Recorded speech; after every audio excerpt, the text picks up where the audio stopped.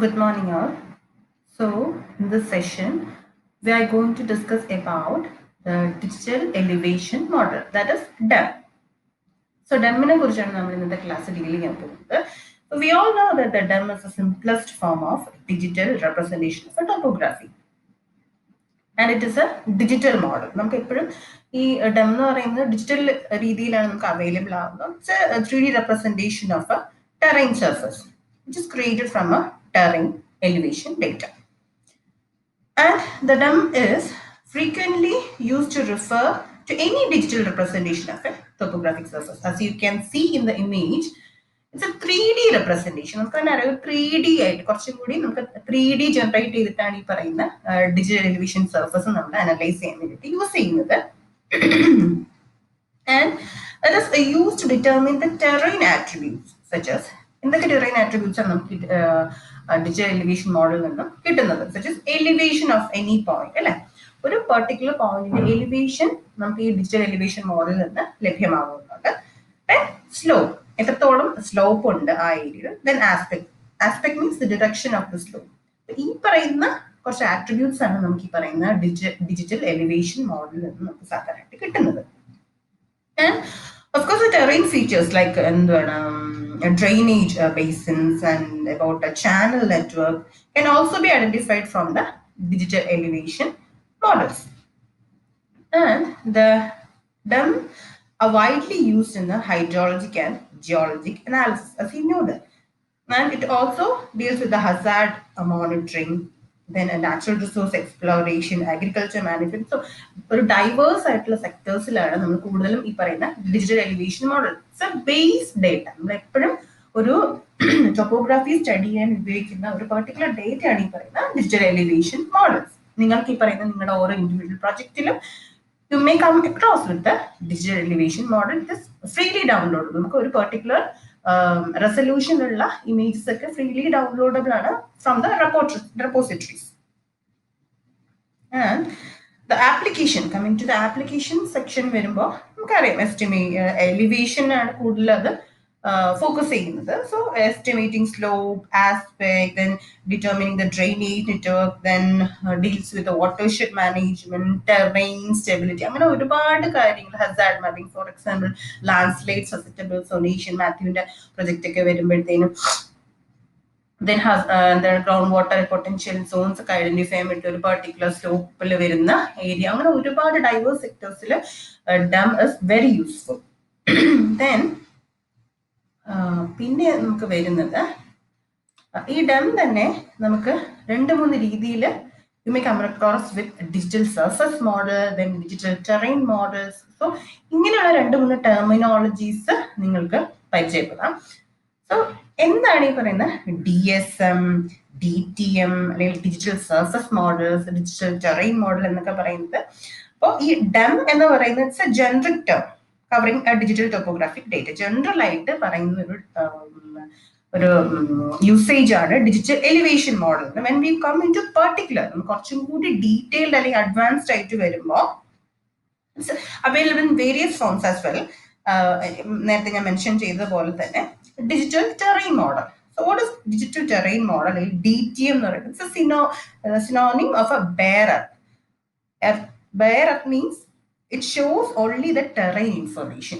ഒരു terrain information മാത്രം available ആകുന്ന, നോക്കിയാൽ അറിയാം, ഈ ഒരു പിക്ചറിൽ നിങ്ങൾക്ക് നോക്കിയാൽ അറിയാം. DTM എന്ന് പറഞ്ഞാൽ സർഫസ് വിത്തൗട്ട് എനി ഒബ്ജക്ട്, ഒരു ബെയർ എർത്തിന്റെ വേറൊരു ഫീച്ചേഴ്സും എക്സ്ക്ലൂഡിങ് നാച്ചുറൽ അല്ലെങ്കിൽ മാൻമെയ്ഡ് ഫീച്ചേഴ്സിനെ എക്സ്ക്ലൂഡ് ചെയ്ത് കാണിക്കുന്ന ബെയർ എർത്ത്, ഗ്രൗണ്ട് സർഫസിന്റെ ഡീറ്റെയിൽസ് മാത്രം കാണിക്കുന്ന terrain. DTM, from the word itself you can understand what is DTM. It only shows the digital terrain features. Terrain ഫീച്ചേഴ്സിന് മാത്രം കാണിക്കുന്നതാണ് ബെയർ എർത്ത് അല്ലെങ്കിൽ ഡിജിറ്റൽ ടെറൈൻ മോഡൽ എന്ന് പറയുന്നത്.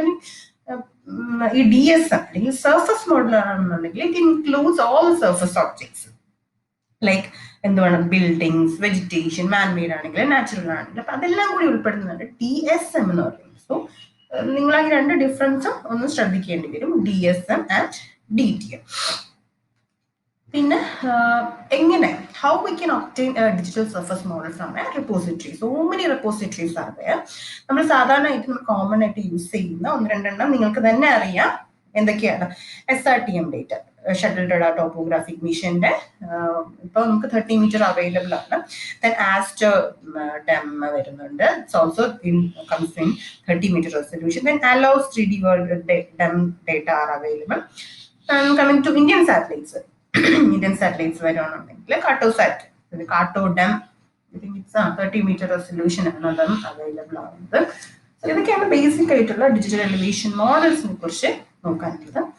And coming to its practical side, how we can create a DEM by using contours. So നമ്മൾ കഴിഞ്ഞ ക്ലാസ്സിൽ triangulated irregular network ആണ് നമ്മൾ ക്രിയേറ്റ് ചെയ്തത് by use from the source contour. Contour എന്ന് പറയുന്ന സോഴ്സിൽ നിന്ന് ടിൻ ആണ് ജനറേറ്റ് ചെയ്തത്. സോ ഇന്ന് നമ്മൾ നോക്കാൻ പോകുന്നത് how we can create a DEM using the same contours. So അപ്പൊ നിങ്ങൾ ചോദിക്കും what is the difference, main difference between tin and DEM? So നേരത്തെ പറഞ്ഞു tin എന്ന് പറയുന്നത് it's a purely vector based surface model. Vector based surface model ആണെന്നുണ്ടെങ്കിൽ DEM എന്ന് പറയുന്നത് ഒരു റാസ്റ്റർ ഡേറ്റ ആണ്, ഗ്രിഡ് സെൽസ് ആണ് വരുന്നത്. ഓരോ ഗ്രിഡും is based on its elevation data. Okay, so ഇന്ന് നമ്മൾ നോക്കാൻ പോകുന്നത് how we can create a DEM using the contour information.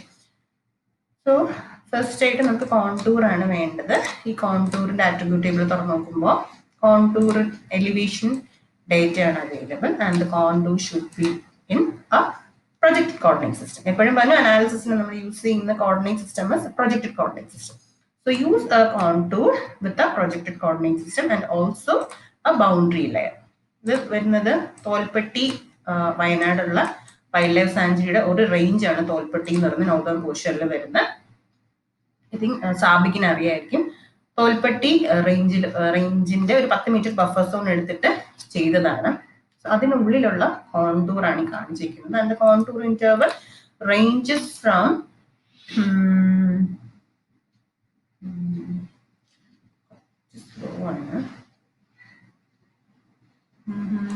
contour interval ranges from 620 to 1300 meter. അത്യാവശ്യം റഗഡ് ആയിട്ടുള്ള ഒരു ഏരിയ ആണ്. സോ ദാറ്റ് DEM നമുക്ക് നന്നായിട്ട് ഡിറൈവ് ചെയ്തെടുക്കാൻ പറ്റും. അതിന് വേണ്ടിയിട്ട് നമ്മൾ പോകുന്നത് 3D അനലിസ്റ്റിലെ റാസ്റ്റർ ഇന്റർപോലേഷൻ, അതിൽ topo to raster 3D analyst.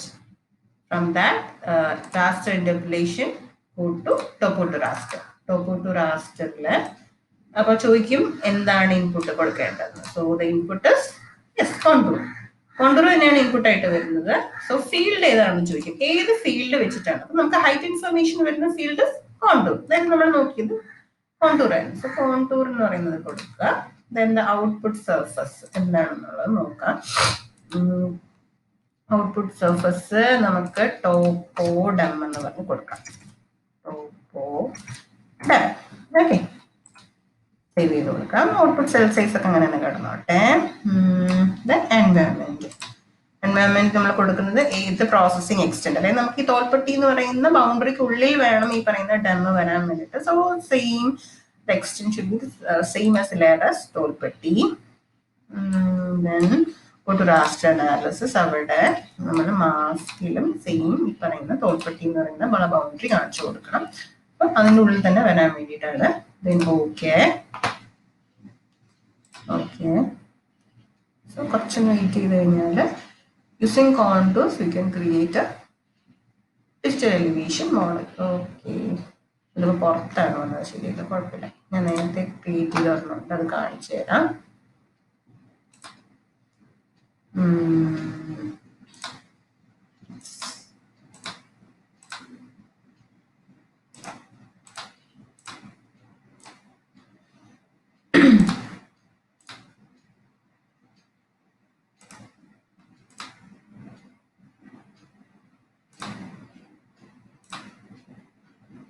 ഒരു കൊടുക്കുക. നിങ്ങൾക്ക് വരുന്നതിന് നിങ്ങൾ എത്ര വേണമെന്നുണ്ടെങ്കിലും ക്ലാസ് ആയിട്ട് റേഞ്ച് ചെയ്യാം. അത് നിങ്ങൾക്ക് നേരത്തെ നമ്മൾ നോക്കിയതാണ്.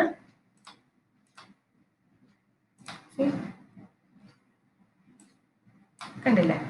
അപ്പോൾ ഇതിപ്പോൾ ഞാൻ 1 2 3 4 5 ഇന്റർവെല്ലാണ് കൊടുത്തിരിക്കുന്നത്. ഇന്റർവെല്ലൊക്കെ നമുക്ക് ഇവിടെ തന്നെ സെറ്റ് ചെയ്യാം. ഗോയിങ് ടു പ്രോപ്പർട്ടീസ്, ദെൻ ഇവിടെ നമുക്കറിയാം ഹയസ്റ്റ് വാല്യൂ എന്ന് പറയുന്നത് ലോവസ്റ്റ് വാല്യൂ 615, ഹയസ്റ്റ് വാല്യൂ 1304 ആണ്. ഇതിന് നമുക്ക് വേണമെന്നുണ്ടെങ്കിൽ റേഞ്ച് ചെയ്തിടാം, ഇത്ര വേണമെന്നായിട്ട് ബ്രേക്ക് വാല്യൂസ് കൊണ്ട്. അതൊക്കെ നിങ്ങൾക്ക് അറിയാന്നുള്ള നേരത്തെ ഇന്റർപോലേഷനിൽ നമ്മൾ നോക്കിയതാണ്, പറഞ്ഞ സമയം കളയുന്നില്ല. ദെൻ അവിടെ നമുക്ക് ബ്രേക്ക് വാല്യൂസ് കൊടുക്കാം. ബ്രേക്ക് വാല്യൂസ് കൊടുത്തിട്ട് നിങ്ങൾക്ക് ഇഷ്ടമുള്ള കളേഴ്സ് കൊടുക്കുക, പിന്നെ അപ്ലൈ കൊടുക്കുക. അല്ല നിങ്ങൾക്ക് സ്ട്രെച്ച് ആയിട്ടുണ്ട്, ഇന്റർവെല്ലിൽ വേണ്ട, സ്ട്രെച്ച്ഡ് ആയിട്ട് മിനിമം മാക്സിമം വാല്യൂസ് മാത്രം കാണിച്ചാൽ മതി എന്നുണ്ടെങ്കിൽ സ്ട്രെച്ചിൽ പോവുക, ലെയർ പ്രോപ്പർട്ടീസിൽ പോയിട്ട് സ്ട്രെച്ചിൽ പോവുക, ഇഷ്ടപ്പെട്ട ഒരു കളർ റേഞ്ച് സെലക്ട് ചെയ്യുക, ദെൻ അപ്ലൈ കൊടുക്കുക. ദെൻ ഹൈ വാല്യൂസ് എവിടെ എന്താണോ ആ കളേഴ്സ് നിങ്ങൾ കൊടുത്തിട്ടുള്ള അപ്രോപ്രിയേറ്റ് കളേഴ്സിൽ വരുന്നതായിരിക്കും. എപ്പോഴും നമ്മൾ ഡെം ഒരിക്കലും ക്ലാസിഫൈ ചെയ്യാറില്ല, മിക്കവാറും സ്ട്രെച്ച് എന്ന് പറയുന്ന ആ ഇതിൽ തന്നെയായിരിക്കും കൊടുക്കുന്നത്. അതാണ് എപ്പോഴും നല്ലത്. സ്ട്രെച്ചിലിട്ട് കഴിഞ്ഞാൽ നമുക്ക് ഒരു മാപ്പ് വേണമെന്നുണ്ടെങ്കിൽ ക്രിയേറ്റ് ചെയ്യാം. സോ നമ്മൾ സൂം ചെയ്യുമ്പോൾ ഇത് ഓരോ പിക്സൽസും ഷോസ് ഇറ്റ്സ് എന്താണ് എലിവേഷൻ ആണ്. കണ്ടില്ലേ, ഞാൻ എടുത്തിട്ട് അതിന്റെ ഓരോ പിക്സൽ എടുക്കുമ്പോഴും ആ പിക്സലിന്റെ കണ്ടില്ലേ എലിവേഷൻ ആണ് ഇവിടെ കാണിക്കുന്നത്. ഈ ഒരു പിക്സലിന്റെ എലിവേഷൻ വെച്ച് 807 meters ആണ്.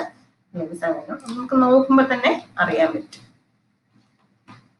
സോ ഇതാണ് നമ്മൾ കോണ്ടൂറിൽ നിന്നും നമുക്കൊരു ഡിജിറ്റൽ എലിവേഷൻ മോഡൽ ക്രിയേറ്റ് ചെയ്യുന്ന മെത്തേഡ് എന്ന് പറയുന്നത്.